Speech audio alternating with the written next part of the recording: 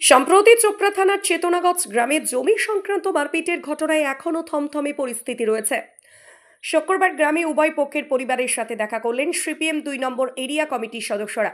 তারা উভয় পক্ষকে শান্তি বজায় রাখার বার্তা দিয়েছেন। সিপিএম নেতৃত্ব মনে করেছেন যে সালিশি সভায় একতরফা সিদ্ধান্ত নেওয়াতে ঝামেলার সূত্রপাত। চোপড়া নম্বর এরিয়া কমিটির পক্ষ থেকে এই এলাকায় বারবার কিন্তু ঘটনা ঘটছে জমিকে কেন্দ্র করে, যে অশান্তি, খুন খারাপি। এর আগেও কিন্তু কয়েকদিন আগে ঘটনা ঘটেছে, আপনারা জানেন, দুটো পরিবারে সেরকমই একটা ঘটনা আজ গত কয়েকদিন আগে ঘটছে। আমরা দুই পরিবারের কাছে তাদের কথা শুনতে গেলাম, তারা দুটো পরিবারই আক্রান্ত আছে।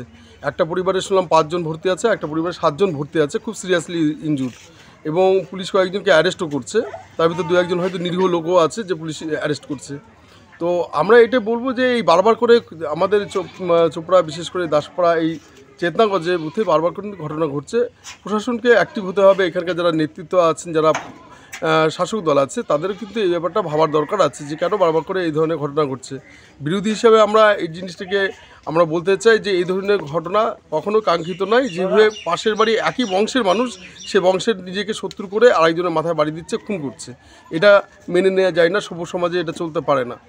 আর আপনি যেটা বললেন যে কেস খামারে, আমরা নিশ্চিতভাবে দুই পক্ষকেই বলবো যে আইনের উপর ভরসা রাখেন। প্রশাসনকেও এখানে তৎপর হতে হবে। কয়েকটা অভিযোগ উঠে আসলো, এর বাড়িতে পাথর পড়ছে, ওর বাড়িতে পড়ছে, তার মা আরেস্ট আছে, তার বাবা বাড়িতে নেই, বাচ্চা আছে, বা যা অভিযোগগুলো আসছে, প্রশাসন জন্য এই ব্যাপারটা খুব বিশেষভাবে দেখে যে যাতে এই ধরনের ঘটনা না ঘটে।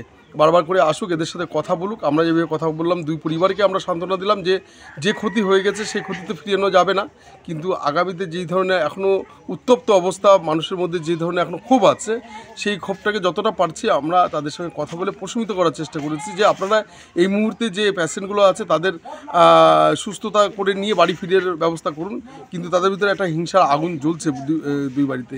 তো আপনার মাধ্যমেও প্রশাসনকে আমরা এটাই বার্তা বা এটাই আবেদন করব যে এই ব্যাপারটাকে প্রশাসন যেন কোনো হালকাভাবে না দেখে, কেন আমরাও কিন্তু এখানে একটা অন্যরকম গন্ধ পেয়ে যাচ্ছি। বারবার করছে দুই পক্ষের কাছে আমরা আবেদন করছি, হাত জোর করে আবেদন করছি, না ক্ষতি হয়ে যাবে, আপনার বাড়ির পরিবারের লোক ক্ষতি হলে কেউ কিন্তু ফিরিয়ে দেবে না।